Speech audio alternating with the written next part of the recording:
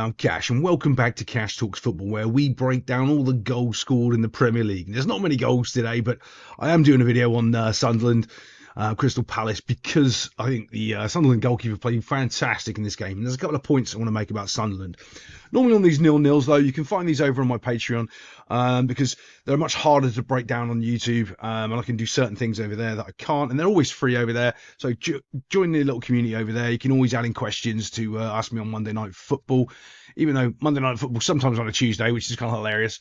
But couple of things I want to show you here. First off, I think I do love this pass. It comes from here from a free kick, but right, the reason why this pass is so good is because of the run. Runs dictate the passes. If you don't make the runs, you don't get these quality balls, all right?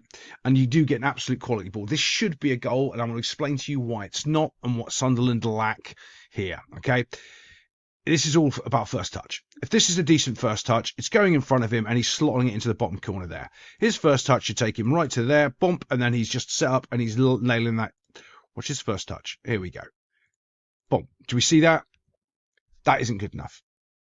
That, he hasn't received the ball well. Just hasn't done anything correctly there. Do you see the bounce on the ball? Do you see how high that's gone? That's because he's actually kind of underneath the ball ever so slightly when he's actually received it.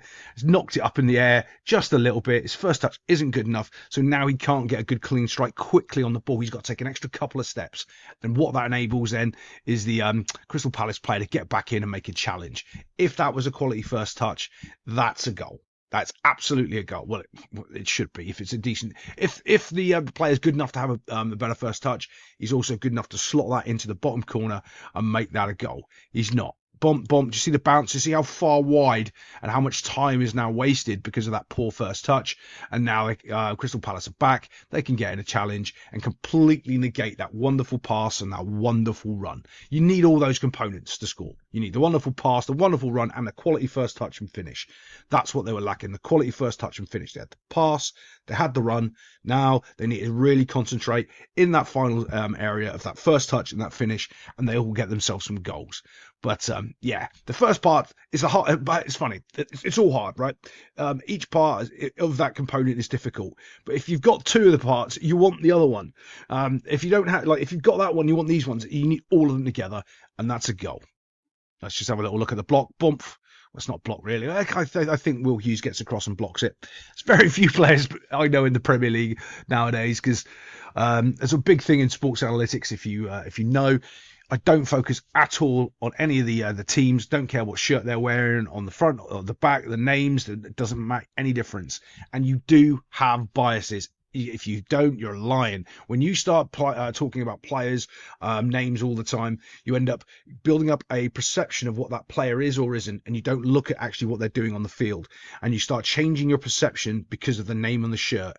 And you go, oh, well, it's this so-and-so, so he's going to miss, or it's so-and-so, he's going to score. And when he doesn't, or the other thing happens, you don't give them credit, or you don't hammer them enough because they're making mistakes, which they don't normally make. No. You're everybody accountable to the same standard. And you don't do that if you start naming players all of the time. But let's move it on. It's funny because football rhymes. It really does. And you have the exact same sort of scenario. People go, oh, it's not the same. Yes, it is. From an analytic point of view and a coaching standpoint, you have the exact same thing that's just happened now for Crystal Palace. You have a wonderful run. You have an absolute worldy pass. And you have a terrible finish. This is just, he spots the run. Sunderland are over a little too far forward. They're exposed ever so slightly at the back. Mind you, Sunderland to come away with a point at Crystal Palace is I mean, that's not a bad thing. Crystal Palace is a tough place to go for any team. They're one of those teams that seems to always do well at home, and that's what keeps them, in the fights most of the time. Look at that pass, though. Bump straight into the space. Fantastic. Now, it's all about the first touch and the finish here. But why I'm making this video, look at the keeper's position. I'm so happy with that. If this is a quality striker, though, if this is a world-class striker, he's going straight over that goalkeeper's head, because the goalkeeper is completely and utterly in no man's land. If this is a quality striker, he's got like 15 options here. He's letting the ball continue to run. Right, he's not taking a touch. He's letting the ball carry on, and he's putting it past the keeper here, because the keeper's going to start scrambling and go past him.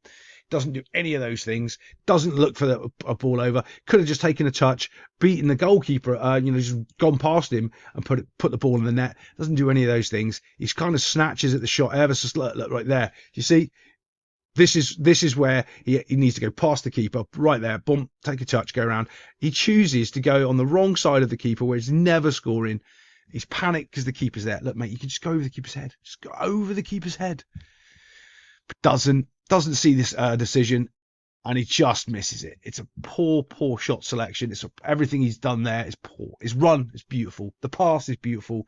Again, the first touch and the finish is rubbish, just like happened at the other end for Sunderland. There could have been lots of goals in this game. It's just for that little lack of quality up front. This is another great. I don't know if I can cover all the saves from this goalkeeper because there's so many in this game. But right here, down bottom corner, this is a great little save here, because not only does he save it, he gets it out of the danger zone. He gets it into a space where there's no one really. You can see a player's running on. You're going, oh, he's going to get there. No, because his defender's there with him. And this is one of the good things that Nottingham Forest did last year.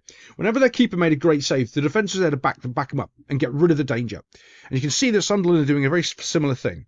And sometimes when people do good things, you just copy them. You go, okay, they're doing this, and this is a really good thing. And that builds camaraderie and the next level of belief in your team that we can actually defend. We don't worry. We know our keeper's going to save some good shots, and we have to back him up and get rid of those second balls. And that's exactly what they do here. Boom. Oh, but that's completely wrong, like normal, Cash. Someone else over here sliding in. Keeper makes another fantastic save. But you can see the guy that I thought was pressuring it right here, boom, didn't. It was someone completely off the screen coming in. And that's what I'm talking about. They're all working for each other. It's very important if you're one of these new teams that are coming up from the Championship that you keep that going through the whole season, because that's what will keep you up. I'm always fighting for those Championship teams that come up, that hopefully one of them will stay up, or one of them will stay up like Forest and try to make the Champions League and just upset the apple cart. And I do hope Sunderland stay up. But yeah, let's move it on. Long throw coming in, and again, it's just poor finishing. This is poor finishing. I've got this weird thing about long throws. Like I can remember it was almost 20 years ago now. I was coaching a little wee girl called Fluffy. She was like we called her Fluffy because she was a killer bunny rabbit from Monty Python. She was absolute a monster. I've got a million Fluffy stories for the little time I coached her. But her father was ex-football player in America, and he used to be coached by Bear Bryant. And if you don't know who Bear Bryant is, look him up as a coach. Bear Bryant's quote, they've got so many famous quotes. Water is a privilege, not a right.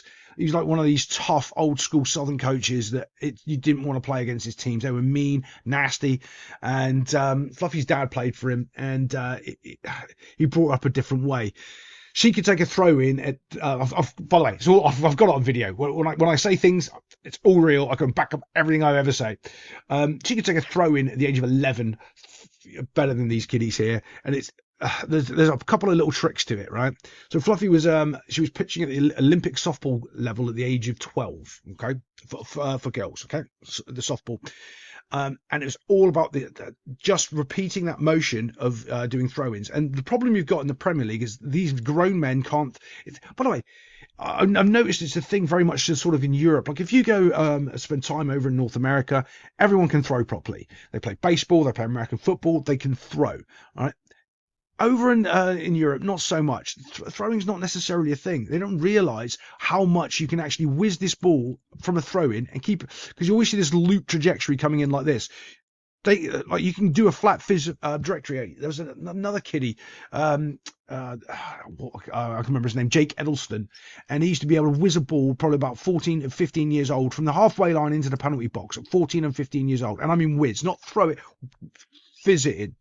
And it comes down to practice, and it is a weapon to be utilised because it does push their defence back. But when you do have a great throw like this, and it is perfect, this is on the money. This finish has to be better. Watch this. Dump, kind of hits his shin, nowhere near the goal, and it bobbles past. Lack of quality there. The reason it's hit his shin is because he's gone too early with the strike. He's panicked a little bit. He's already held the defender off, and he's just snatched at it again. Missed his opportunity. There's so much to break down just from this part where Sunderland are intercepting the ball in the other team's half right here. There's so much to break down. First interception is great, okay? As it moves on, we're going to stop it right there. I want you to remember this because I'm going to move the clip on. Have a remember where these two defenders are right here. And I'm going to show you something in a sec. As you can see, both defenders now have tracked towards the ball and their defensive shape is rubbish. I mean, this is so poor. All he's got to do is roll the ball between these two players. By the way, his first touch is quite good. He actually goes out into the space, pulling these two players with him, which is decent, opening up the space here. Because this should be a goal, by the way. If you're in this situation, you should not just be creating a goal scoring opportunity. Rubbish. This should be a goal. Right, you've got two players out here. All you've got to do is roll the ball between them to the player on the run. He doesn't do that. Okay, fine. Don't mind that. He's panicking a bit. Maybe he doesn't trust this guy. Maybe because this guy's just won the ball and he's just done a lung-busting run and he might not have the energy. And you go, I know this kiddie. Even if I give him the ball, he's not going to have the energy to actually shoot. I was one of those players. We should try and explain to my manager. Like, he goes, oh, yeah, but you're the fittest player on our team. Yeah, but if I've just done a 45-yard run, I can't put power in my shot because I don't have the strength left in my legs to actually strike the ball correctly. And he could never understand it. He's like, yeah, but you're the fit. Fitness isn't the issue. It's strength in the legs after I've just expended all the strength running. Completely different issue. But don't worry, we have the token putting his arm out, telling somebody what to do, and in the next 5 seconds, this should have been a goal, but it's not. So as you see, the run's coming here. This guy's not doing anything. He's actually just not doing anything strategic. There's nothing here he's doing. Both players are the same player in this respect, okay? So there's technically only one player pressuring the ball here because their shape isn't correct. He has gone too far and he's making a straight line, which is opening up all the space in the world, okay? He just needed to either drop to here or 1, 2, stay with the guy. He's done neither. And because of that run and the lack of understanding of defending, these two players, not only do they get suckered out here, with that run, they got pulled back this way, and it's opened up that space there. You saw it a second ago where it was about there. Now that space is moved back ever so slightly, and it's about there. Doesn't matter, still there. It's just moved. If you ever want a really good analogy of how to spot those spaces in games and how things move, get one of those plastic little games with the puzzle pieces where you move the pictures around and you got to make the picture. That's how football's played. There is space on the field, and you've got to move the space around to where you want it. They've done it perfectly with help from Crystal Palace's poor defence. See, when the pass is now made, there's no defenders near him. Crystal Palace here could pressure the ball. That's about the only option they've got. As it goes into his feet, doesn't pressure the ball, stands there. This is his time. He should have scored. Takes his touch. This needs to be a goal. Absolutely needs to be a goal. It's not whizzes past the post. Not good enough. But you've done all that. You've won the ball back. You've created the opportunity, you've pulled out the defenders, you've made them make mistakes, which is really easy because they're terrible. Then all of a sudden, you've made the pass into the inside with a third man run who's opened up the space because the other guys pulled it around brilliantly. Got an opportunity to get your shots off. You get your shot off, and it's rubbish. Yeah. Bang. High and wide. I mean, it's awful. It's awful. Again, just that little lack of quality up front, that little lack of understanding of. But there's other little parts about why his shot's terrible as well. He's taking way too long taking it. He doesn't have that much time, and yeah, a couple of little things. I've got to show you this as well from Palace. This is the thing that I try to explain to players. It takes them a long time to understand it. Most people still don't even get it. They tell you that they do, but they don't. So think of this as his space, right? This line is perfect for this space. Imagine this defender's a little bit closer and he's got the ball there. Blump, so they're 1v1ing, right? If he wants to get his shot off, he has to come back into this space because if he goes forward here, he steps across the line of scrimmage, across the line of contact where the other player can get it. So when this ball comes, watch this guy's first touch. Watch how good this is. Watch this. Do you see where it goes? He pulls it back away. Absolutely brilliant. Pulls it away. So he can't challenge. There's nothing he can do. It's too far away just because of how quality that first touch is. And this is a goal. Except for the keeper's having a worldie and he just saves it. Yeah. But he does everything right here. The Palace player, everything right. Perfect touch. Takes it out into the space. Creates the space by pulling it past the line so that this guy's got no chance of getting to him. Bam. Pulls the trigger. Puts the power. It's brilliant. But it's better save. Get my ugly mug out of the way down here so you can see this. Right. This is interesting because I don't listen to the commentary because genuinely they never say anything that's ever true, ever. And this was another case. I actually accidentally had the commentary on when this was on. And he goes, oh, he's made a wonderful reactional save. No, he hasn't made a wonderful reactional save. It's hit him. It's just hit him.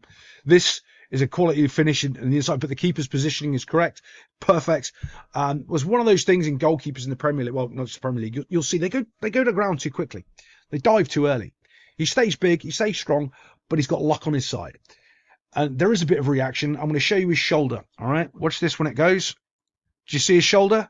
Okay. As it hits, but he kind of puts his shoulder up, which gets the ball into a situation. See his arm. He kind of pushes it up, even though it's ricocheted off him. That save, as he pushes it up, gives him time to get up, get under, and get the ball. But that is pure positioning. That isn't reactions. There's nothing. There's no reactional there. He hasn't done a reactional save like they claimed on the bloody commentary. That is just pure quality positioning for when the cross comes over. And honestly, because of the position, there's not much the striker can do. Unless he's as good as me and he puts it into this corner here, he hasn't got himself a goal. But yeah, let's move on. This will be the last couple of little saves we show you. Look, boom, worldy save. This is also, it's also good. A lot of it's the power of the shot. The power of the shot gives the ricochet and the pushback far enough for the ball to get out of danger. But there's a couple of other little things. Just not just being out of danger. Like I was saying, they still have to come out and pressure the shot. And this is what's decent. One player's running out, pressuring the shot, the closest player, and not like in other teams that we've covered this weekend. There's not 4 players running to pressure the ball. Everyone else is still trying to do their job, which is fantastic. You know, they're still trying to do the right thing. It has another shot. Keeper makes another worldy save. It's not as good as the other ones. This is a Hollywood save. This is one for the cameras. The other ones are much better, much better. But this one looks the best, which is always hilarious. I used to have a goalkeeper friend of mine. He's currently still coaching and managing at Brighton. On their coaching staff. It's been there for years and years and years and years. He used to make Hollywood saves all the time. Oh, old friend of mine. But yeah, I'm not going to tell everyone who you are. Shh, don't worry. Cash doesn't name drop on this channel, except for I will be doing my Tiger Woods story on my live stream this Monday, if you want to hear that. So it takes a touch, as a shot, boom, worldy save from the keeper. Other than that, I'll see you next time on Cash Talks Football.